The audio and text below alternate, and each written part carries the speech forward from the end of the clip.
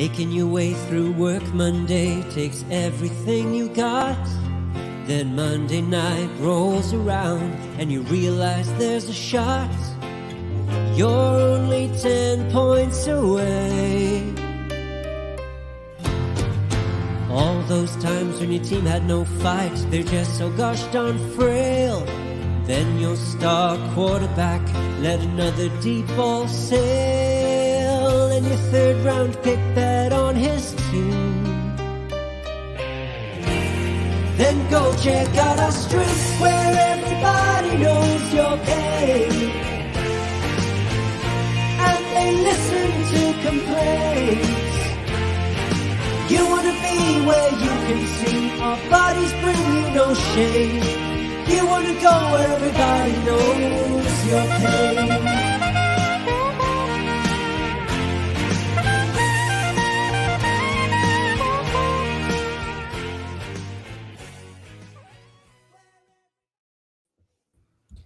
Welcome into another episode of Dad Bod Fantasy Squad. I am here with the two Robs. What's up, boys? What's going on? Mario. What's up, dude? Internet's a little shitty today, so we'll deal with it, but it's going. Another day. Yeah. Another day. I was on the Fantasy Whisperer side, and what's up, Felix? And they Travis, Big Travie had some internet troubles too, so maybe it's an internet bug going around, It's a thing. It's a thing virus. going around. Yeah. Dude, what a day. Yeah. Fun what day. A day. Fun 24 hours for the Browns fans. Dude, there's something about me where I feel like I honestly, whatever I say is wrong. So I go to Willie and Lewis, my buddies, and I say in the chat, I was like, boys, if they're not happening yet, this was at noon, it's over. This is trade deadline truly isn't that hype like it was today. It has notoriously been 1 through 4, 1 through 3. 2018, there was 5. And that was like the most in the past pretty much 8-9 years. And of course, the moment I say that, like, it's dead, we're going to see 1 or 2, and it's going to be people that you don't expect. Boom! 10 trades go out the door. 10! Yeah, it's the most ever, right? Today? Trade deadline day? Ever. Yeah. 12, right? Together? What do you mean together? 12 total trades? Overall, like the past 2 weeks? Today, right? There's more. Oh, 10 today. 10 today. Okay. 10 today. Yeah, I was gonna say usually usually it's the MLB and the NBA trade deadlines that are always popping off, and the NFL kind of lags. But so it's exciting to get it this time. Seems like the tide is changing a little bit with that. Yeah, the past few years it seems like it's more of a thing. I was gonna say, finally. There's the murderer. I can't find. There it is. There he is. Look at him. He's vicious. Freaking assassin. He's a killer. He is a killer. All right. I don't want to explain what he's killing. It's mice. I don't want anybody thinking anything else. Today we're going to get into some Monday Night Football review, the game, the Brownies, waiver wire. We're going to talk a little bit about waiver wire, but really we're going to get a lot into these trades, maybe a tad bit of dynasty trade talk, but as far as like what these might do for dynasty, but pretty much just evaluating what they do for fantasy in general is what we're really going to do with all these trades, just because so many. There were so many, we have to cover them all. We want to talk about them all. There's a lot of impactful things here. But let's kick off with Monday Night Football. The Bengals at the Browns. They got swamped 32-13.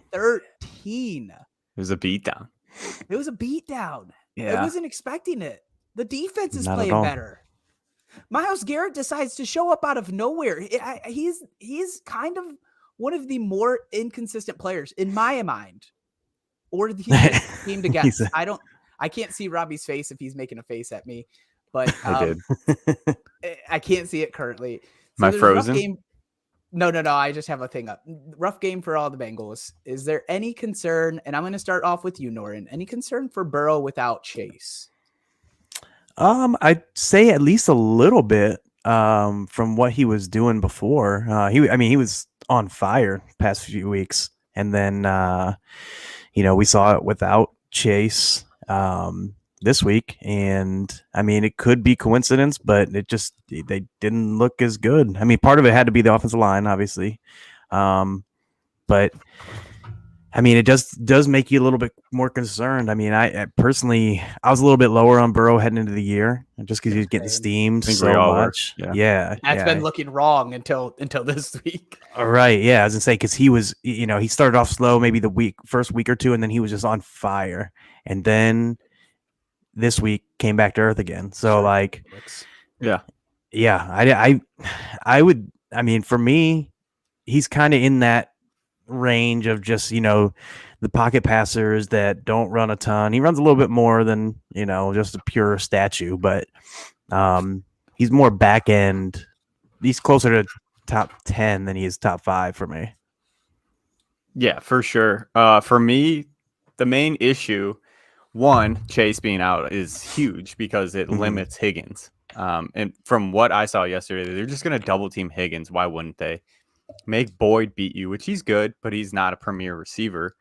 Hayden Hurst still he's okay, but that taking Chase off this team's huge for Higgins' outlook the rest of the season, in my personal opinion. He had that touchdown, it was great, but you can't count on a play like that every week. And then the biggest issue with the Bengals for me is that offensive line. They had a few games where they looked good. Mixon was going. Chase was getting back to his form from last season. And then the past 2 weeks, the offensive line has been back to what it was the first couple weeks. So that's where my main concerns is. I mean, the Browns defense, they played great. They came out, but let's be honest. I mean, they haven't been doing this to a lot of teams. The pass rush that they were getting on Joe Burrow and they weren't blitzing a ton. I mean, they're definitely blitzing more than they usually do, but it was, I mean, the offensive line could not handle that pass rush. Yeah, but I mean, first time Garrett and Clowney being back since, I mean, they've played only a few together this year. That's fair. Yeah. That's a fair point. No arguments, but last week too, they gave up 3 sacks, I think. And then this week they gave up a ton. It's just the offensive line looks like they're regressing after they strung a couple good games together, which makes me nervous about Joe Mixon. Yeah. I have look, I've had Burrow outside my top 5 for the year as well because of his lack of rushing. But honestly, and I think anybody would say, okay, Jamar Chase is going on. I got to downgrade Burrow a little bit, but this was. I put this one out the window. Burrow hasn't beat the Browns yet. Burrow has not beat. He is now 0-4 against the Browns. He didn't play against them last year. Lost against them last year in the first time they met each other, and then he was 0-2. I want to say he was 0-2 the first time they met. I think this made him 0-4. So they just play well against him. He hasn't looked as bad as he did here. I don't expect this moving forward. I truly don't. I mean, there's a downgrade. This was, I mean, what did he netting? So you're taking sacks into account. I think he was right around 200 yards. That's not going to happen. He's going to be better. Yeah. They're going to figure something out to open this offense up. But it hurts, man. It hurts them a lot. And again, it's just my major concern is that offensive line, because how many hits can Burrow take? Yeah. So Chase isn't going on IR. That means they got to be expecting him at least. I mean, not at least, but they're optimistic that he could return before 4 weeks. What are we feeling about these wide receivers? Boyd, Hurst, those two specifically.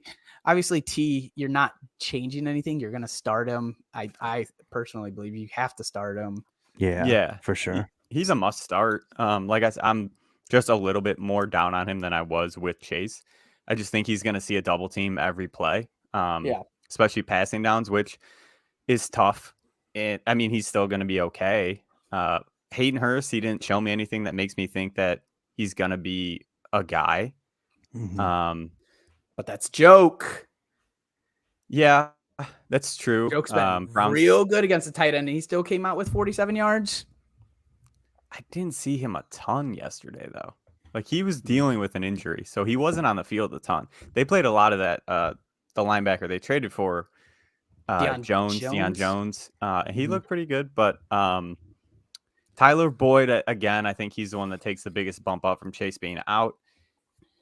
He's going to get less attention than obviously T. Higgins, so I think he's the one that'll be the benefactor out of it. I think he's a play. I mean, if you have him, I think he's a good play in your flex. Do I expect like 30 points? No, but I think he's a solid play. Yeah. Norton, any thoughts on that? Yeah, I mean, that's pretty much where I'm at too. I do think it's going to be better than what we saw this week, especially if he gets a little bit more time and not facing, Clowney and Garrett.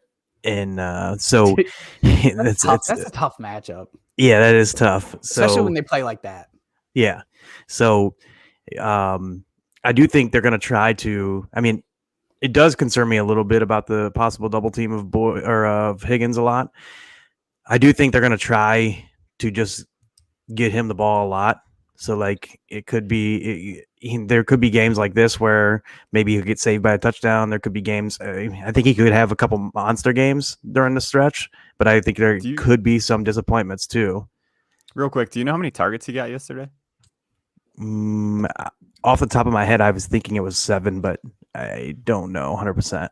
And I would say a couple of those targets were like real off or heavily like he was locked down, and I don't think it was too much double team. He was just not getting open though, which is also concerning against a rookie cornerback. They didn't have Denzel Ward. They didn't have Denzel quarterback Ward. Looked good. CJ Emerson, he looked great. Great.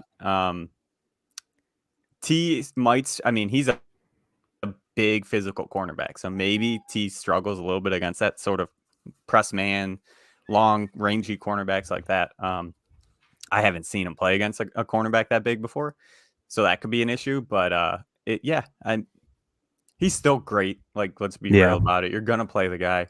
He's going to put points up. Like, let's not overthink it. Right. On the flip side, Rob, what are some of your takeaways from the Browns offense? I mean, we saw Amari Cooper get rolling. We saw DPJ look pretty good. Here, Harrison Bryant put up a goose egg. What? Oh my God, I lost a game by 1 point because of him. That was surprising to me. Brutal. Yeah, it was. Me too.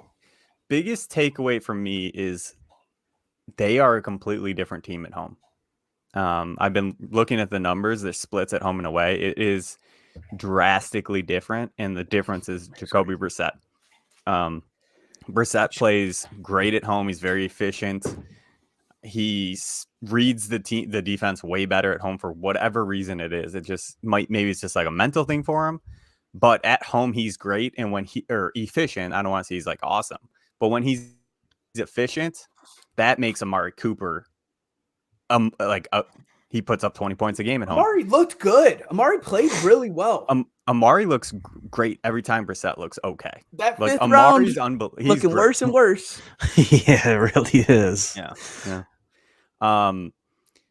This makes me feel great about Njoku whenever he comes back, because they focus the offense focuses on him when he's in up. Like, that's what we saw. It's not that Kevin Stefanski focuses on the tight end. It's that the offense focuses on Njoku.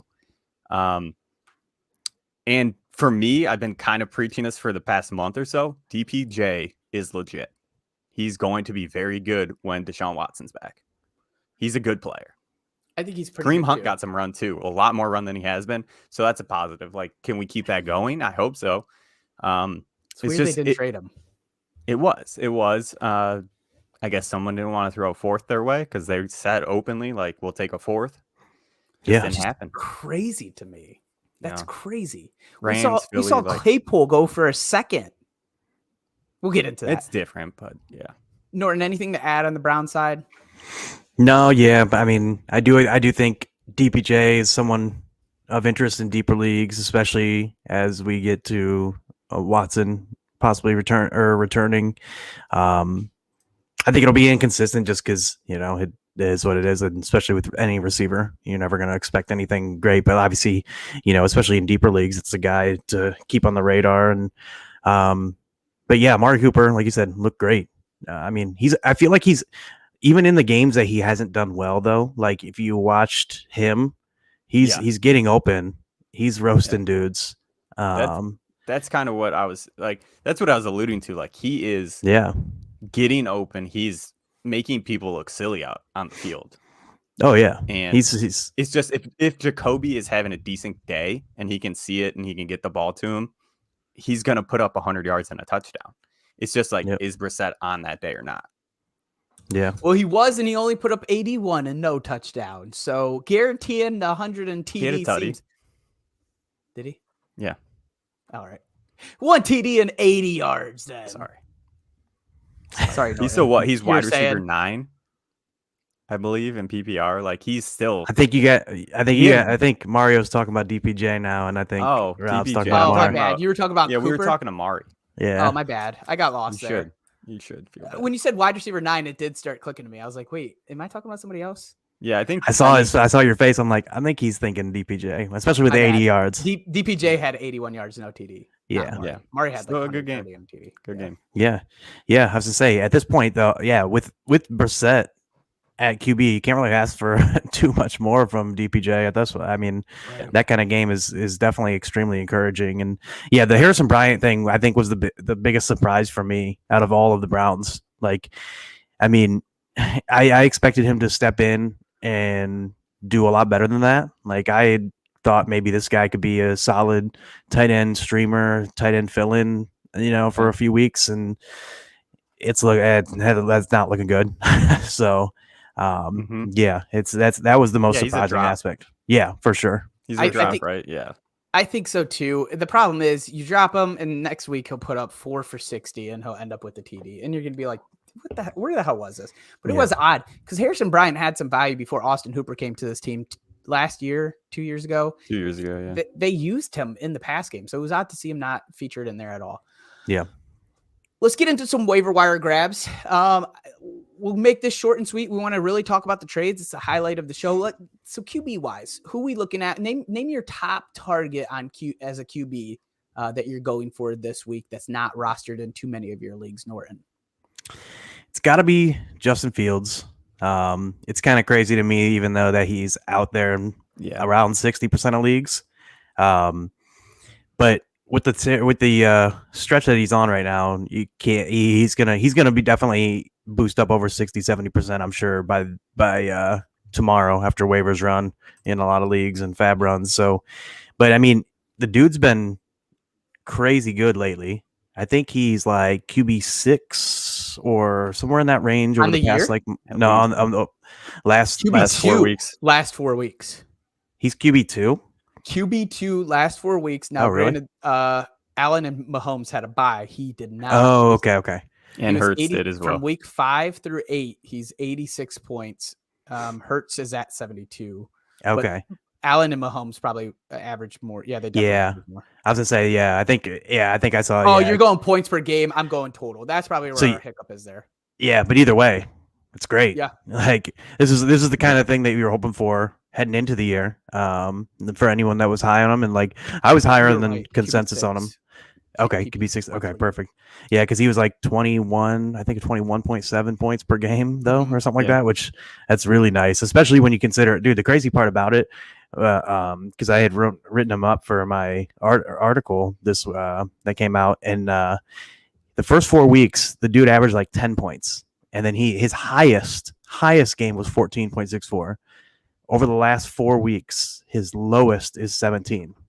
So they started tailoring that offense for him, man. Mm-hmm. And it's crazy because like it's not like anything, like when you look at it, it's not like anything was like necessarily like a crazy bumping volume either way. Like, I mean, because you look at it and like throughout this stretch, he has only thrown for over 200 yards once.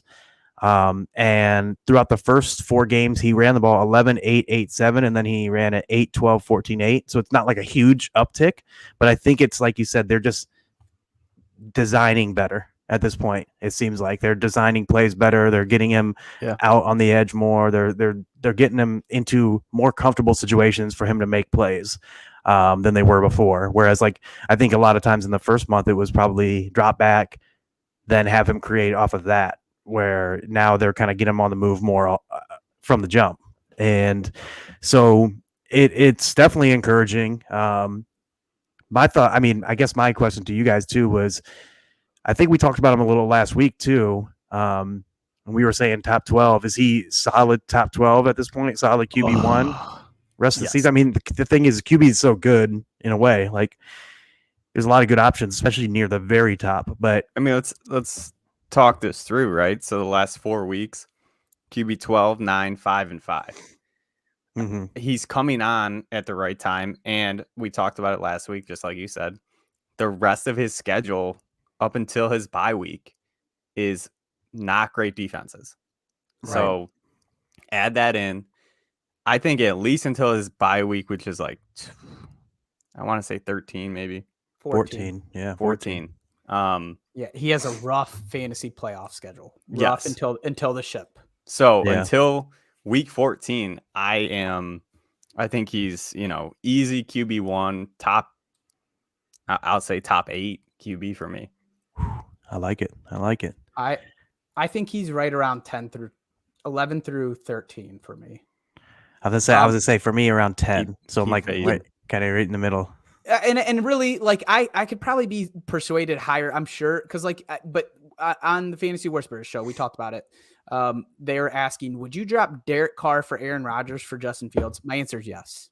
Yeah. So if those guys were still in your top 12, which I don't think they really were, then yes. But like, what about Tom Brady? Yeah, absolutely.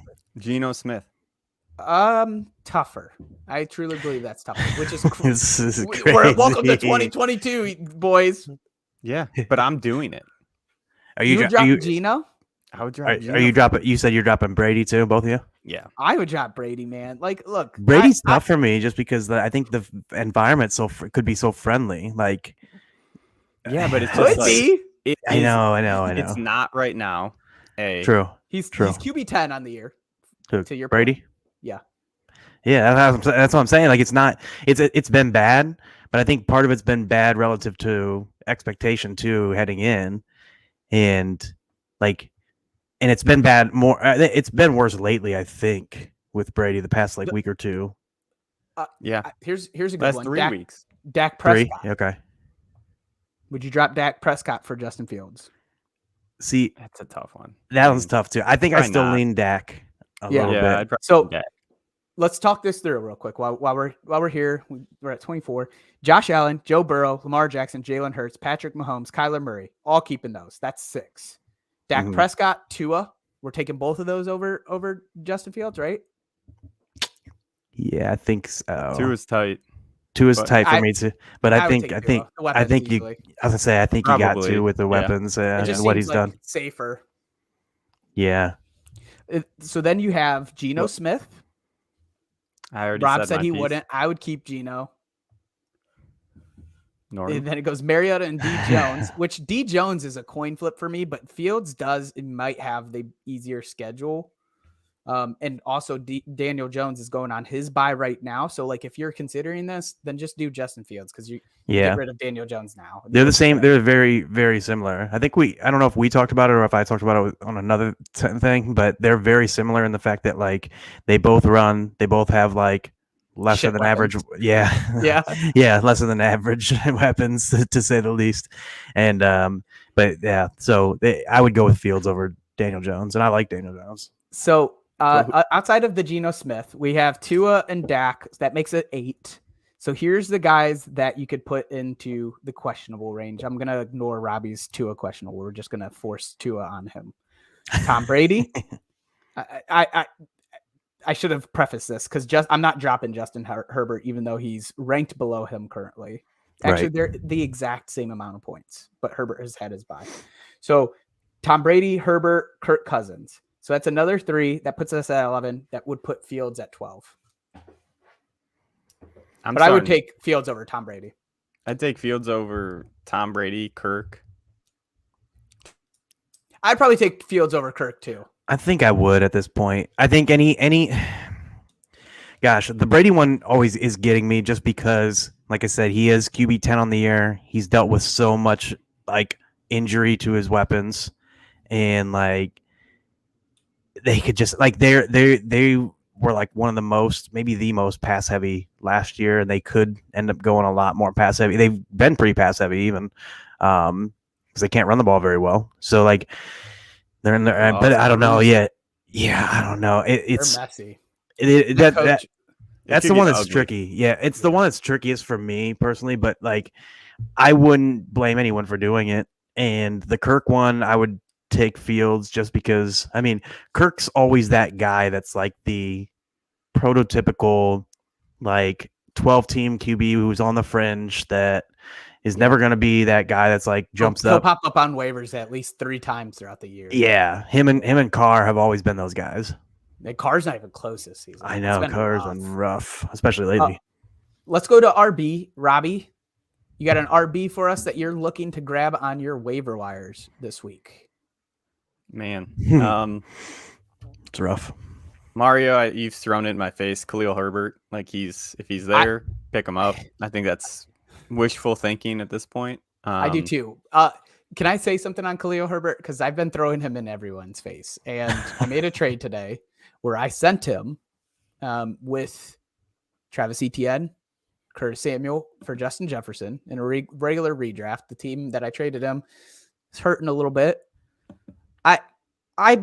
Justin Jefferson's one of a kind, right? Like you never want to give up the number one guy, but I think people are so undervalue Khalil Herbert so much that if he's not on your team, go low ball offer for him. I am so in on Khalil Herbert, and even for this year, I really am. It's just because of what his value is currently. I shouldn't say like what I'm expecting, just because his value seems to be so low. Go get him. All right, sorry, Robbie. No, you're good. That's the big one. Other than that, I mean, we've hit on them a ton of times. Rashad White, he just looks good. Yeah, for sure. He just looks good. Lenny doesn't look like Lenny of last year.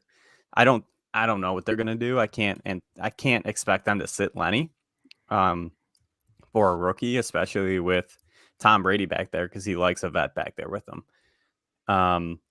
But he's an interesting one. Tyler Algier, I think he's a must roster if he's out there. I know you don't like it, but I think Cordarrelle's coming back soon too, though. Yeah, that's fair. I still think he's got a path to being involved in this offense with him on the field too. All right. I love me some CPAT. So I hope not. But I do think as of right now, like there's 6 teams on bye this week, so you could be in some tough spots. And I think like the running back, especially the waiver wire, is rough enough this week that like Algier probably, deserves at this point to be near the top. I mean, if you're not stashing, especially if you're not stashing, if you need someone for this week, he might be the best one really of this group because it's just, yeah. Can you count on Kenny and Drake? No, I don't think you can count on them. My favorite one is going to probably surprise you. Both outside. I love Khalil Herbert, so this isn't including him because I think he's rostered more than in Rashad White. He's a handcuff, whatever. Deion Jackson should be rostered. He should absolutely be rostered. He has a roster percentage on ESPN at 9.3.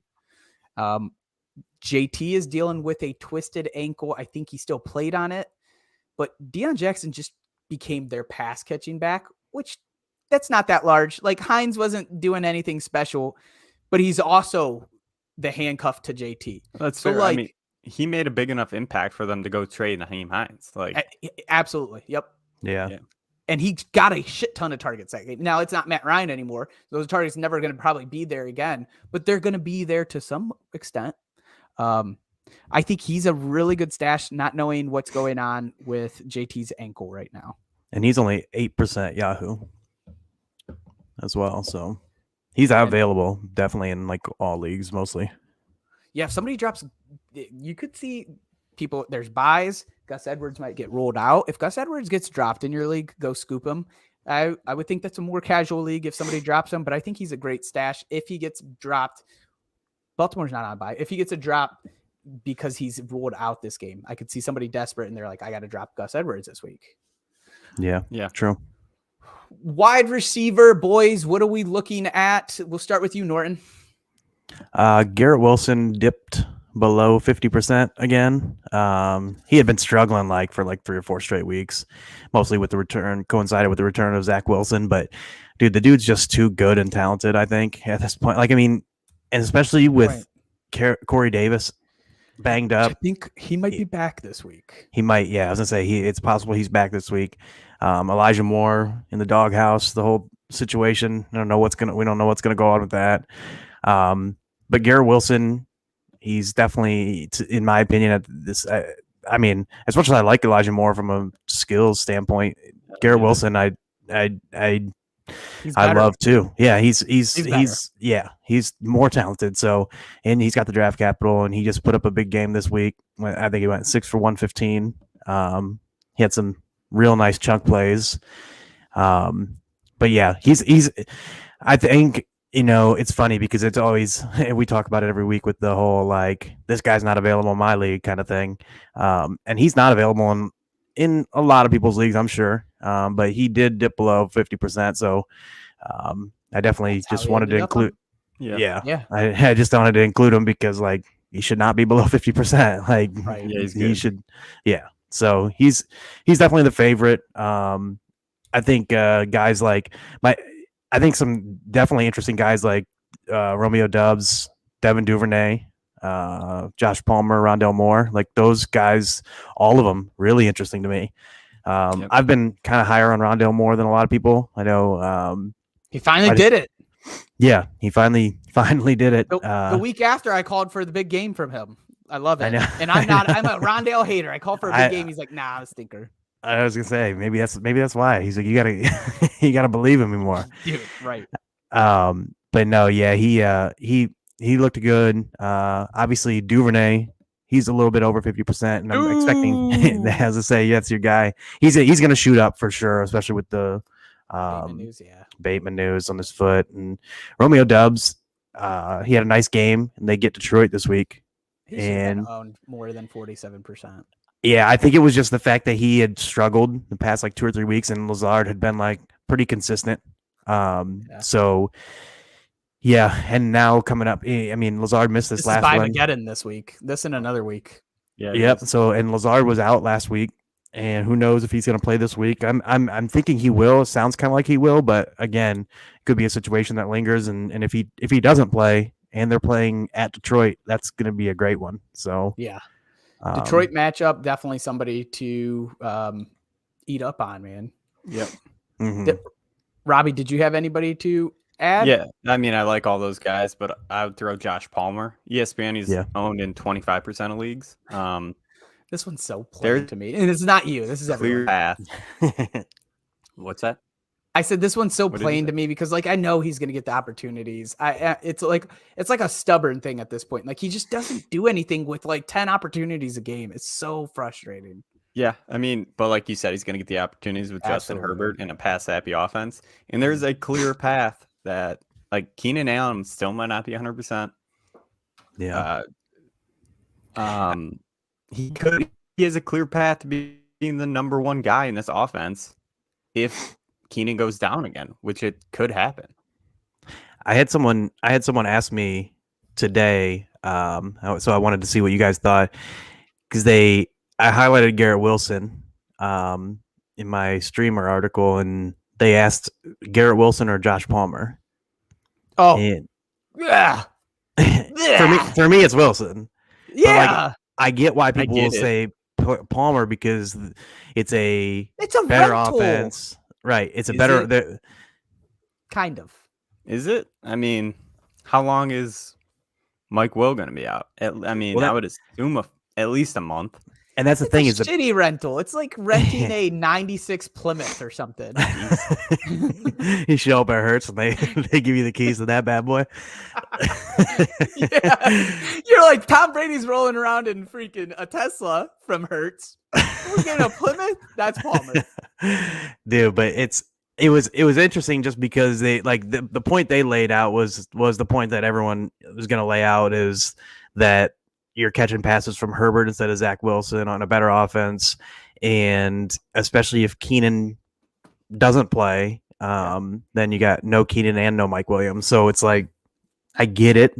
But for me, I just believe in Garrett Wilson, I guess, too much, maybe. I don't know if that's by fault or not, but like I just think he's a much better receiver, much better player. No, he is, yeah. So yeah. And like yeah. I'm just saying 25% he should be rostered. Yeah, for sure. He's like likely a decent flex option, but like his ceiling is so capped, but his floor is also this is his floor and ceiling. They're like right next to each other. Yeah, they don't I mean, change, if he gets you 12 points on a bye week, like 9 to 13, that's his floor ceiling pretty much when he's in a starting role. Maybe 9 is a little. I'll take it in a bye. But I don't disagree. The upside just seems so shallow. I did want to add one person, and it will be just a short, sweet.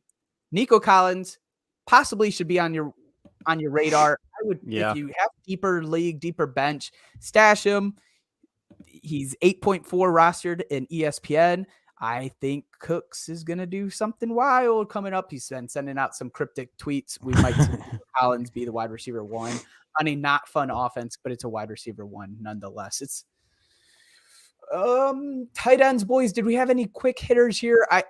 I'll leave the door open just for a quick plug so we can get into some of these trades. What do you guys? I was gonna say with Dulcich, definitely. He's going on bye, but like at the same time, he's been so good. Like, is he worth picking? Like for you, is he worth picking up and stashing?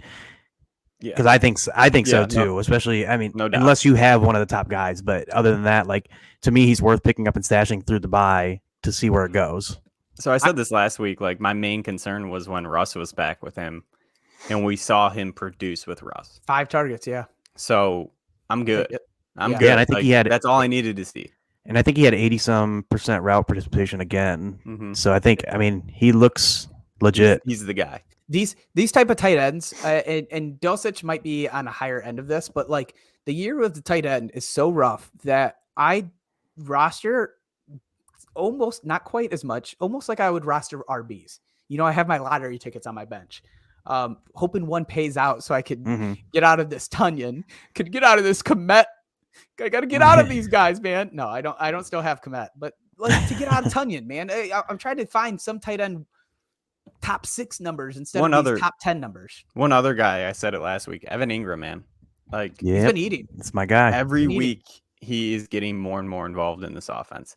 I think personally try to tell us. Dude, Christian Kirk, I mean, he runs those routes out of the slot a ton.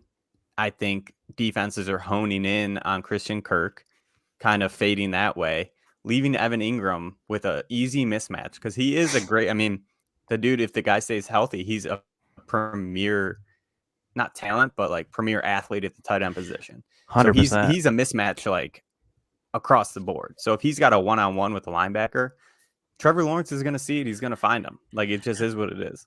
And not only that, but like they seem like they design like screen type plays to him. They design like little quick hitters to let him get the ball and create because he is such a good athlete and he's so big and fast.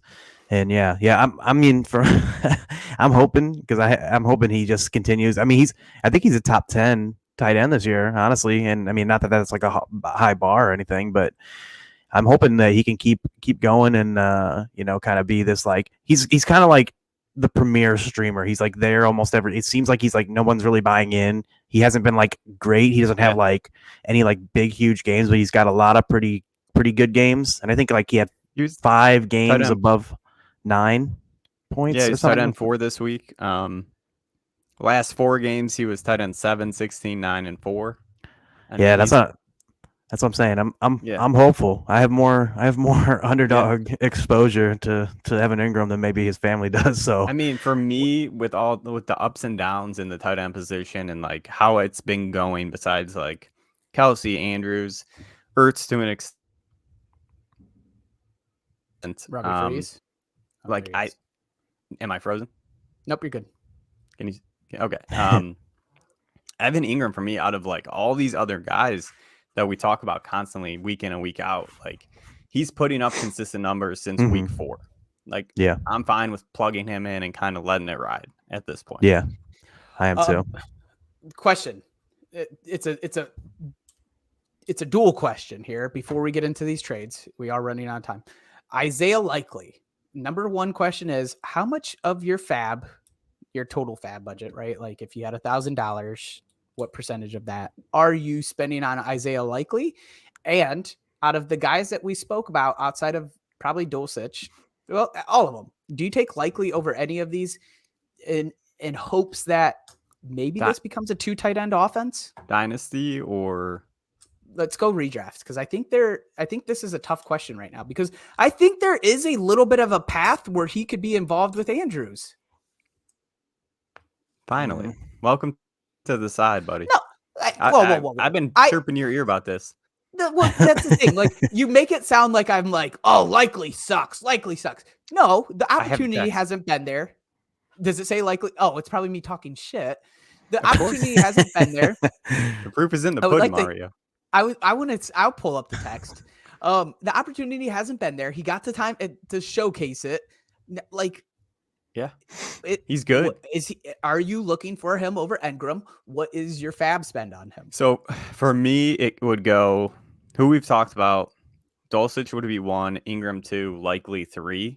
Just because you're scared. Well, there's Mark Andrews. Like, he's gonna be the guy there no matter what. Ooh, Likely's a Bateman's tough name to hurt. search text through. Right? Like, how long is Bateman gonna be out? What was it, a hammy? Bateman foot. Same foot. Probably out for a month. So he's gonna be out a little while.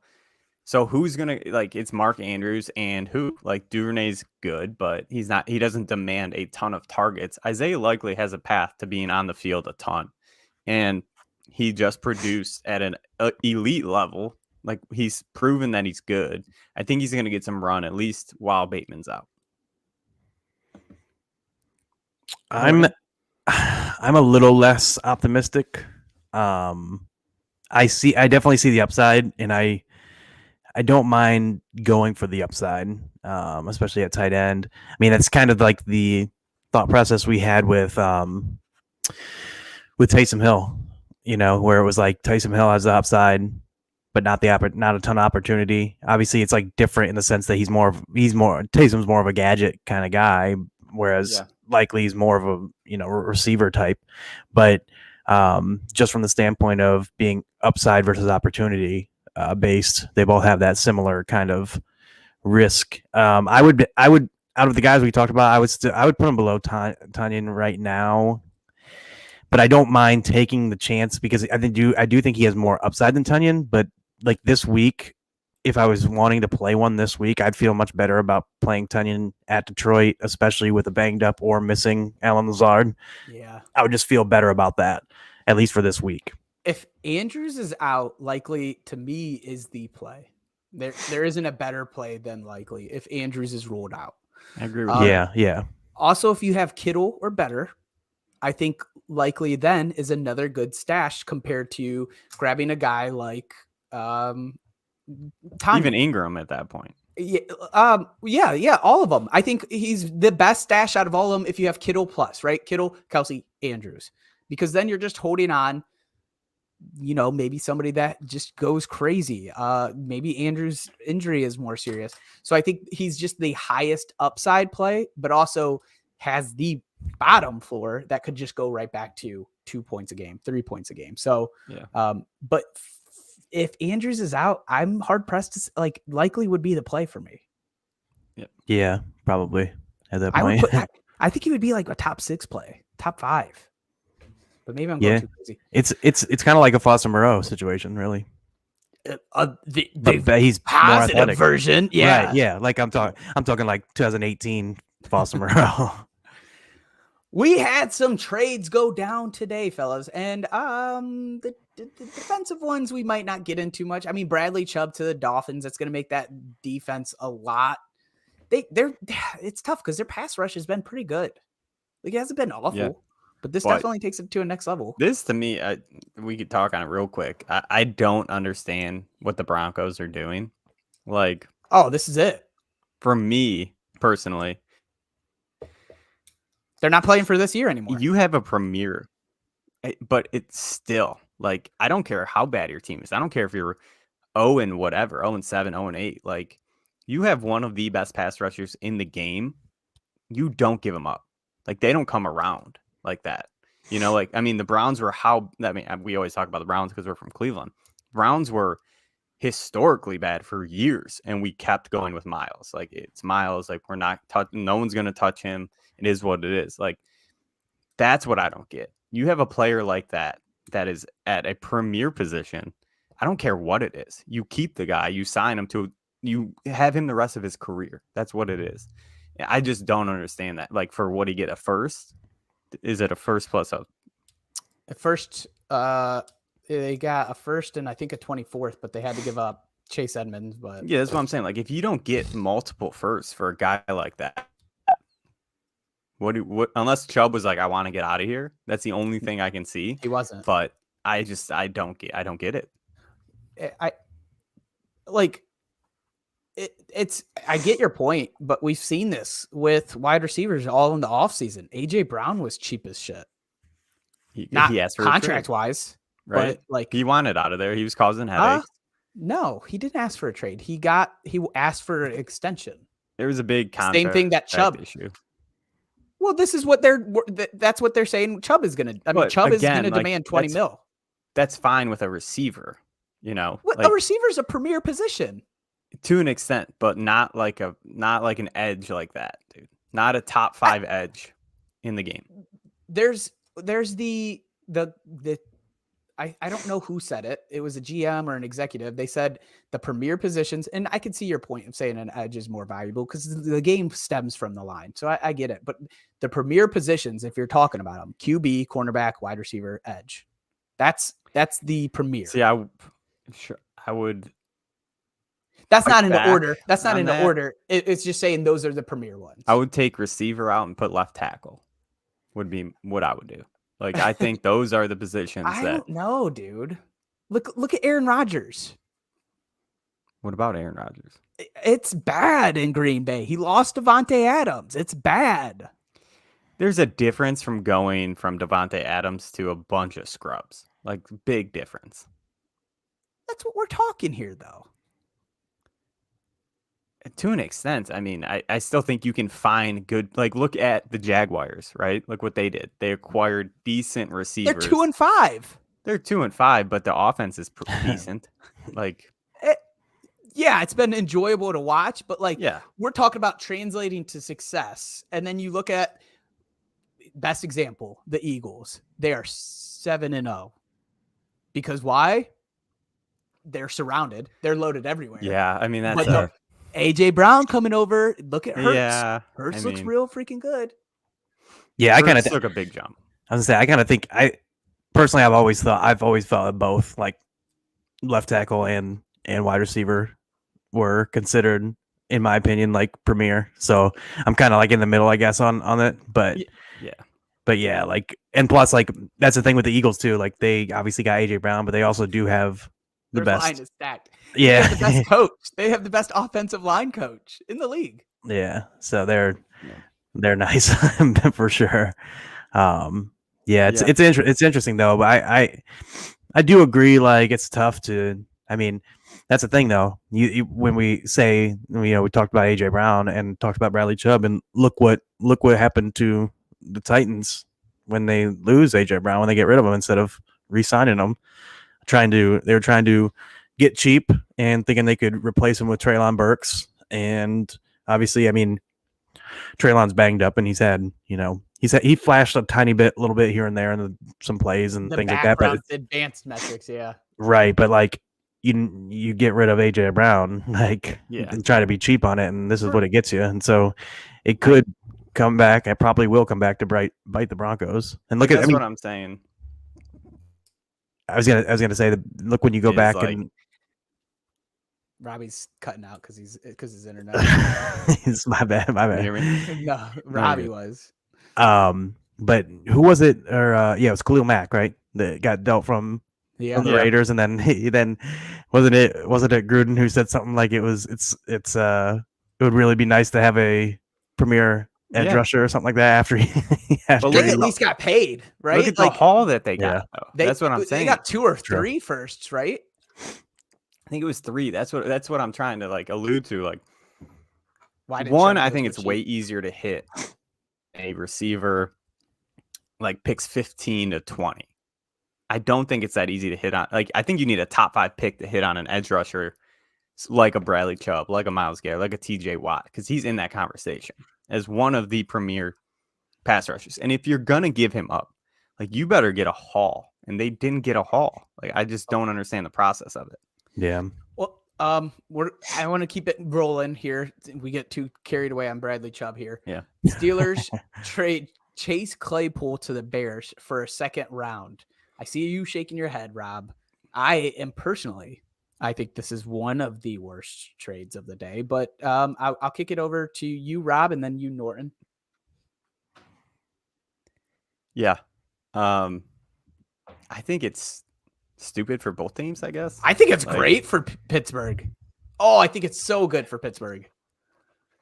Yeah, I mean, they weren't going to sign him.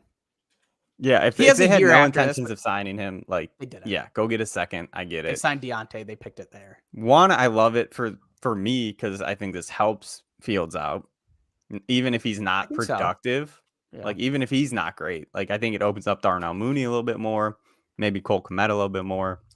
Just another weapon on the offense. Take attention away from Justin Fields. So I think that helps him out a little bit more. I don't know what the Bears are doing. They trade away 2 of their best defensive players, and they go trade for an offensive weapon. And like, it's the intentions. Silly. I guess it's the hope that Chase Claypool is going to be good and they're going to sign him long term. So it's maybe a long term play. Which big. I get it. He's still super young, big, long, quick, athletic. 1 more year receiver. On his contract. Yeah. So like, I get it. After this. Yeah. It's confusing. It's confusing. Norton, what's your take on it? It's funny when you guys said that, you know, you kind of hated it for both teams, and Mario said he loved it for the Steelers. I was kind of like in the middle. In a way, I almost kind of like it for both teams, just because the Steelers had the excess receiver, and they got good value for him, and Bears were one of the most wide receiver needy teams for a young QB that we want to get weapons. And like, I've never been a big Claypool guy, and I don't know if it's mostly because I've been a huge Deontay guy, but Claypool should be a huge upgrade for Fields. Mm-hmm. So like, yeah, like I mean, and he did have an awesome rookie year. So maybe he can get back to it a little bit, especially if he's more featured than he was for the Steelers. I just think the Steelers, like, they have. Like, I don't know if I fault, like, that's the thing, is like, I never loved Claypool, but at the same time, I don't know if I fault him for not being able to fully produce with guys like Deontay, who personally I think is like an elite, like, route runner, wide receiver type of player. Like, and I think Pickens is just a great talent too. So I don't really fault him too much for that. I get it, but don't you want to surround a rookie quarterback with as much talent as you can? You're talking about from the Steelers standpoint? Yeah. Yeah. You know, like, you're taking a piece away from a rookie quarterback that hasn't looked great. You're upgrading, dude. Well, that's it. And that who's their 4th receiver on the team? It's whoever they draft in this 23rd with the best wide receiver evaluator in the game. It is absolutely going to be an upgrade. Who's the best wide receiver evaluator? The Steelers. They drafted Claypool. Okay, and that's fine. I get that. But like, they're saying, let me trade this guy for exactly what we used. We spent a 2nd on him. We're going to get that back for a better class. Better class. 23 is better than 20. And then also, we don't have to pay him. We'll get another guy for our Kenny Pickett. We'll get him young. We got 4 more years, buddy. 4 more years. Yeah, I mean, I get the process. It's a revolving door. I get it.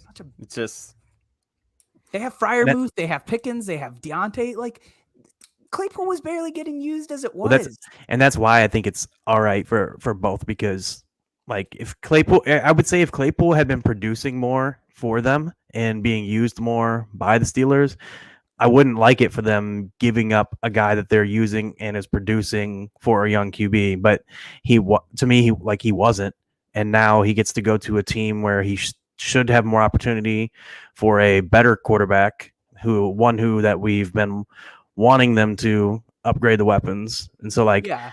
as much as I don't really love Claypool necessarily, like you mentioned, he's still young, big, strong, fast. He's had flashes. He had a great rookie year, at least from a touchdown standpoint. So it's interesting. That's what this is going off of. 11 TDs is carrying him pretty far as of now. I just it's true. The Bears, I mean, like we look at some of the second round picks, and I'm not going to talk about 21 or 22 because those classes have been kind of weak. So he probably beats out most of those guys, not all. But like when we go from 2017 to 2020, it's Curtis Samuel, Juju Smith-Schuster, Cooper Kupp, Cortland Sutton, Christian Kirk, Michael Gallup, DK Metcalf, AJ Brown, Deebo Samuel, Michael Pittman, T. Higgins, like almost all of those guys I'd rather have. I guess the argument could be made Curtis Samuel, maybe I'd rather have Claypool just because of size, but like even Juju I'd rather have. So I don't know. It just doesn't make sense to me. They're not playing for this year. They clearly stated that. Why not go for a different wide receiver in round 2? All right. Let's hit like kind of the main ones for fantasy going forward. Lions trade TJ Hawkinson to the Vikings. Is this, I said earlier, I think this is neutral, maybe like the smallest neutral plus for Hawkinson for rest of season, but I think it's good long-term. Are you guys feeling any different way? Is this negative? Is this super positive? I think he takes a step back a little bit for the rest of the season. Kirk has shown he's not a big tight end quarterback. Like when's the last time he had a good tight end? It's been a little bit, right? Jordan Reed. Yeah, so it's been a while. Not to mention he's got the best receiver in the game and Adam Thielen and my dude KJ Osborne. So yeah, KJ Osborne's not an issue. Tutty last week. And Dalvin. Yeah, and Dalvin. Like, yeah, I mean, for Hawk, like, he's going to a winning team. I get it. I mean, Irv Smith's going on IR, so he's going to be out long term. Plug and play, but plugging in a tight end, expecting him to produce at a good level is tough in midway through the season. Yeah. That's I mean, that to me, that's part of the biggest concern, because I'm torn on whether it's a bump up or down, because like I think it's a bump up in offense overall. I think it's a bump up in QB, but I think it's a bump down in volume because the team should be winning more theoretically, so the game script shouldn't be in his favor as much. Then you have Dalvin, obviously, and then like you said, you got better receiver competition. I mean, as much as I like Amon-Ra, Jefferson's better, and then Thielen's better than anyone else they got as their second option. So not better than Swift. That's fair. That's fair.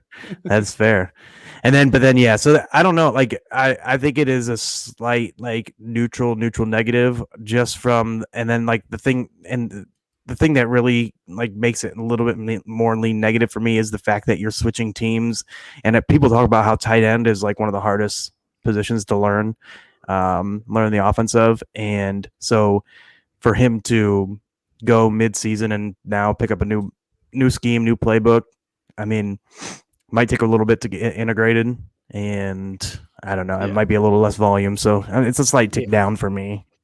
The Hawkinson, I think overall I like this more dynasty. I just have huge faith in Hawkinson. It sucks though. You make a good point, Rob. Kirk doesn't necessarily look at tight ends since Jordan Reed.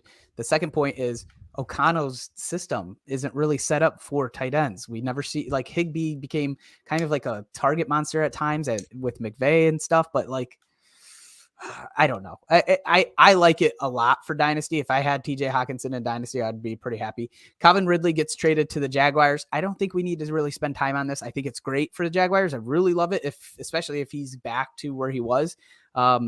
It's cheap, but is there anything that you guys want to mention on it? Obviously, it's not going to have any effect this year. Yeah, Dynasty wise, I think it's very good for that's for what him. I was going to say too. It's very good for Trevor Lawrence. He's going to a very, I mean, that wide receiver room is getting very clogged up. Yeah, like, they don't need Zay Jones. It's fair. Marvin Jones, Zay Jones, they're expendable. Him and Christian Kirk could be a good good duo. This helps Trevor Lawrence out in Dynasty. Like I love that play for him. It kind of helps ETN. Yeah, it helps the whole offense. Yeah. Yeah, honestly, like when you think about it, like for Trevor Lawrence long term, the fact that he could have like offensive weapons like Calvin Ridley, Christian Kirk, Travis Etienne, and Evan Ingram all together, like I mean that's not bad. Like that's pretty good. Like theoretically on paper, if they can be out there starting next year, we'll see. This is to me like if Calvin Ridley. Even if Calvin, like it's going to be tough to gauge. We're going to have to watch what he looks like the first year there. But like, this really is make it or break it for Trevor Lawrence. You are now surrounded by good enough talent to prove yourself, right? Like if you don't do it from here, then okay. He's been all right this year. Good for fantasy because he has so many rushing touchdowns. Decent for NFL. Justin Fields has been better. Yeah. At least the last 4 weeks. Chase Edmonds going to the Broncos. Does this... Okay, so his value was probably negative. Does this? I don't think you could go lower. Does this up it at all? It has to, right? That's how I feel. It has to. I think it's like damn, thank you. I guess if I stashed him, I'm happy. I think. I don't know. Like this hurts Melvin. I guess. Yeah. I don't know. Yeah. Well.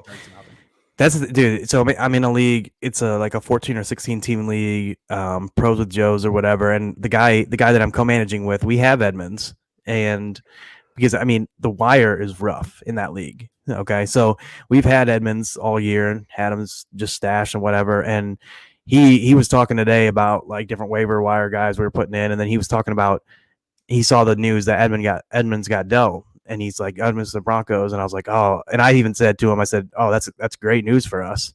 He's like, what do you mean? He's like, what do you mean? Have you seen that Broncos backfield? It's a mess. I'm like, dude, he was not playing. Like, he was not playing. Like, I'd rather have him go to a place where he could get some run and he might get more work. I mean, like, Melvin Gordon and Latavius Murray have been uninspiring, really. I mean, they've been okay, whatever, but like Mostert has been much better, and like he's obviously Mostert was become the lead back, like he became literally the workhorse guy, and Edmonds was nothing. So it couldn't get worse. Like that's how I'm looking at it, at least. I don't think it could.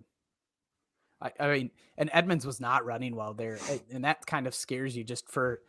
Do you see this sort of trade where he's kind of just a throw-in, man? It really makes you wonder where they're valuing him and mentally where he's at. The other thing is, I think I saw someone put it out there too. It was like we kind of got to stop looking with when we talk about like in the offseason running back contracts and this and that, like because running back money it really is not that much as is anyway. So like. They were talking about Edmonds and how everyone was saying, follow the money with Edmonds. He got paid by the Dolphins and was it like, $6 million a year? Yeah, and it's like really when you think about that, like for running backs, it's pretty less solid. than Zay Jones. Yeah, but that's the thing is like it's still not anything like that a team is gonna care about ultimately. So it's still a running back, like unless it's like elite money, top 5. Yeah, like Zeke. This is the reason Tony Pollard's not starting. Right. So, I think that's something to remember for next year. I think that's a great point. I really do. I mean, it's so small compared to what the salary budget is. Yeah. I said in a text earlier, and man, I'm a person of the people. I speak for my RBs out here.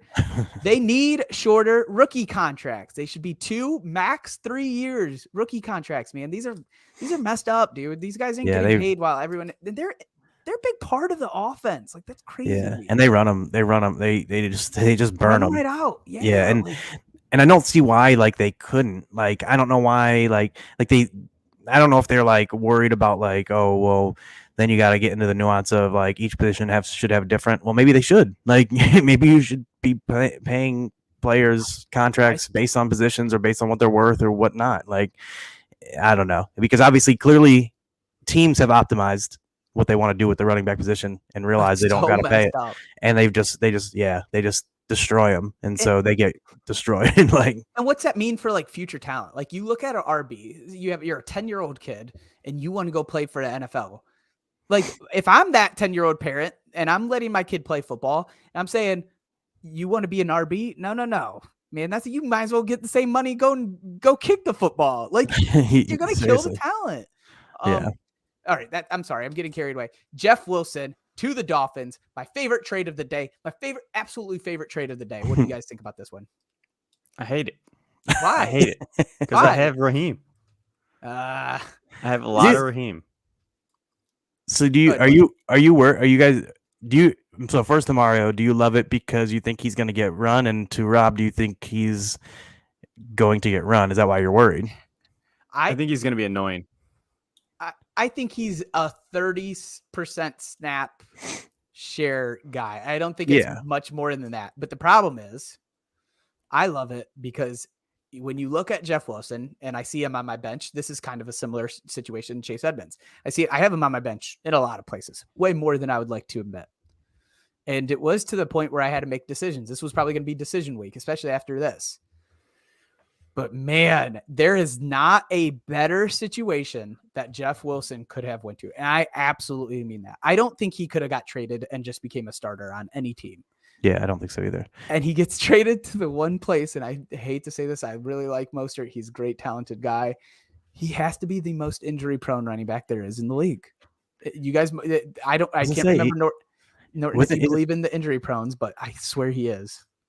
I thought he was wouldn't if he stayed with San Fran, he's with the most injury prone running back in the history of the game, and Christian McCaffrey, from what I've heard. I was told in the offseason by 100 people.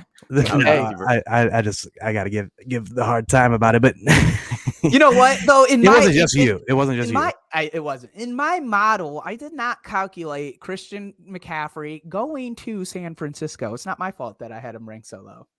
True. The number one was not. I was pretty Norton. good. I was holding this back because, like, look, I'll just eat crow. Like, if CMC stays healthy, well, he's definitely not getting limited anymore. And even if he's getting limited, it's going to be a much higher value.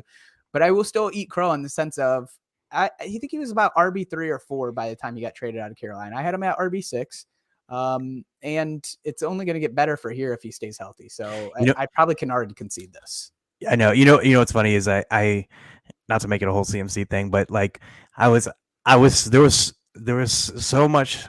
It was like I was trying so hard not to tweet about like when JT went down, about the fact that like JT, this super safe, non-injury it's bad prone, karma. You do that and you screw your fantasy season. I know, and I'm like I just wanted to so badly be like, man, I cannot believe it's just the most shocking development of the entire history of my fantasy football career that CMC stayed healthy and JT did not. Like, but at the same time, I mean, again, it's running backs. Like, that's why I don't worry about it too much heading in and stuff like that. But no, I do.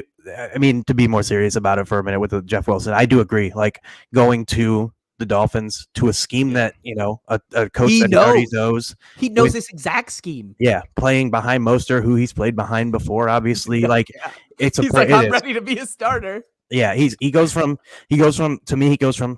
stash to stash, but like behind a theoretically, obviously more injury prone guy. Like, could you stash him on San Francisco though? Could you really? I wasn't going to stash him. Elijah Mitchell's coming back. Well, that's the thing. Yeah. With Elijah Mitchell coming back, I definitely agree. It's much better to go to the Dolphins. Now, obviously, San Fran's. I mean, well, maybe not. I was going to say San Fran's the better offense, but maybe not because this is obviously I was going to say Miami might be the better passing offense, honestly.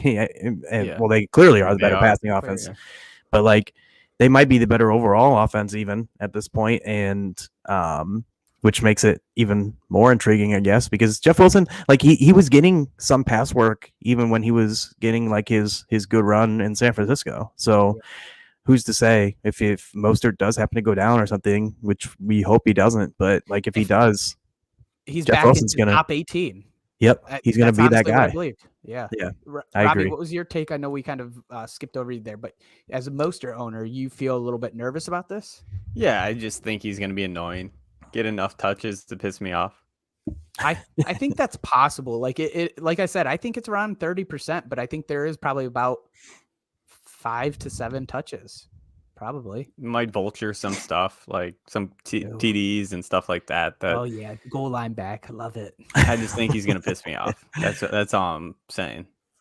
I hope I'm cannot wrong. stress for fantasy. And look, I'm gonna eat crow on this or something too. There isn't enough. Like this is the optimal situation if you had Jeff Wilson. Like the most optimal situation in the whole NFL. There is not a better team that he could have went to. And let's be real. Like the Dolphins are good. They're going to the playoffs. They might be thinking, let's bring him in. He knows the system. He can come in, maybe to save Mostert for the playoffs. Like it's a real possibility. Yeah, Stop it is. I can. What's meme? I can only get so. I'm not gonna say it. Jeez, dude. It is a real possibility that that's their thought process with this. Like Mostert, like you said, everyone knows his injury history, how he is. He looks great right now. Why not take some wear and tear off of him now, mid-season? Save him for the back half. Save him for the end of the season into the playoffs.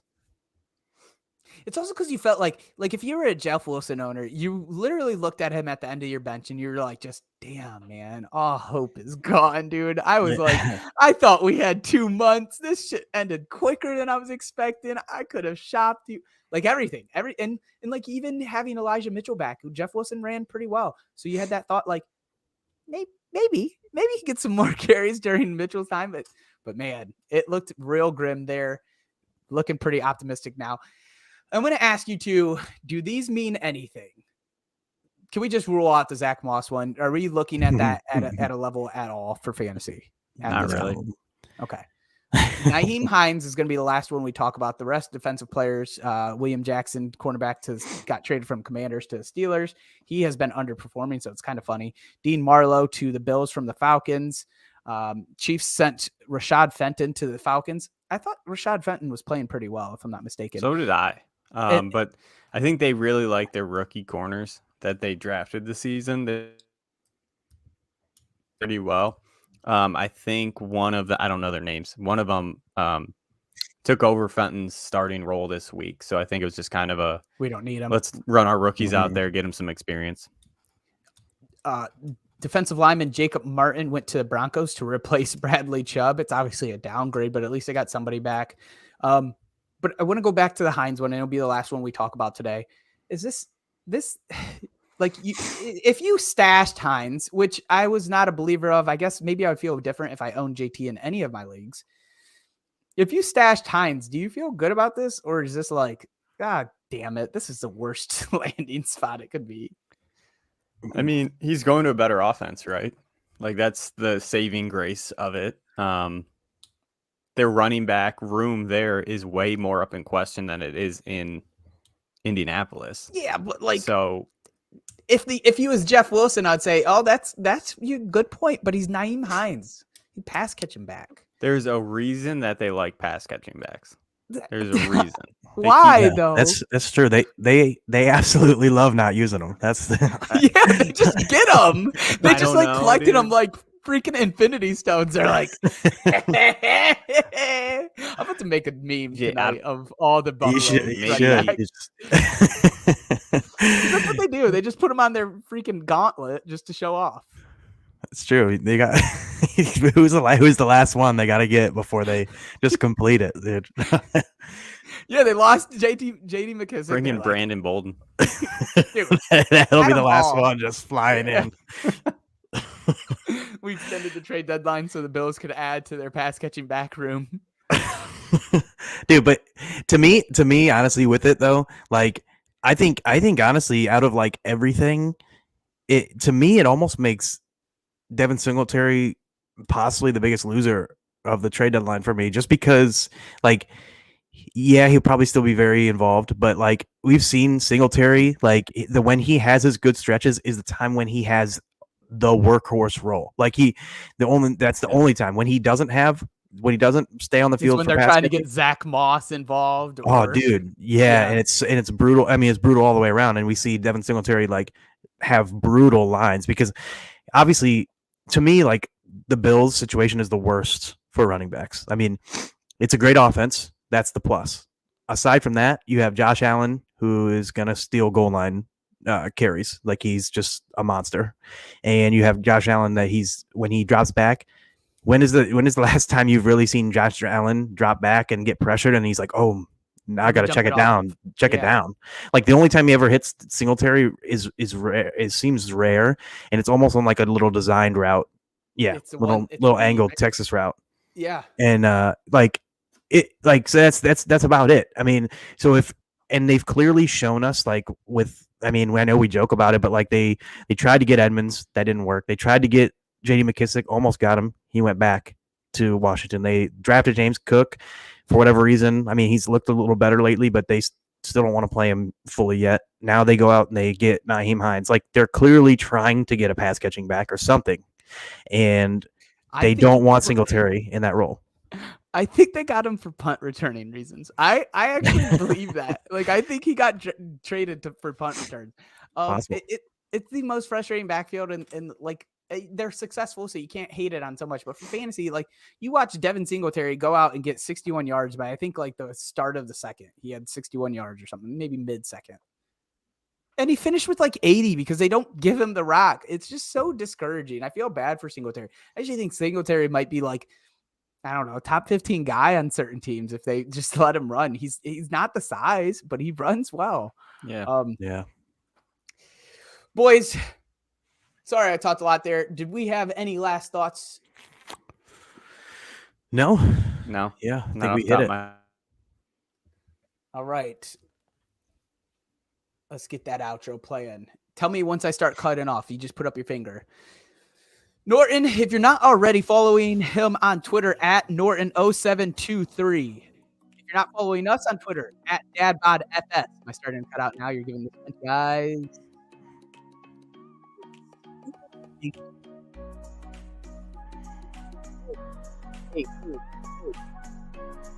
Robbie, lay down a freestyle, bro. If you're not following us on Twitter at DadBodFS, we'll post our videos to YouTube, Twitch, Facebook, DadBod Fantasy Squad. We also post recordings of each episode to Spotify, Apple Podcasts. Robbie?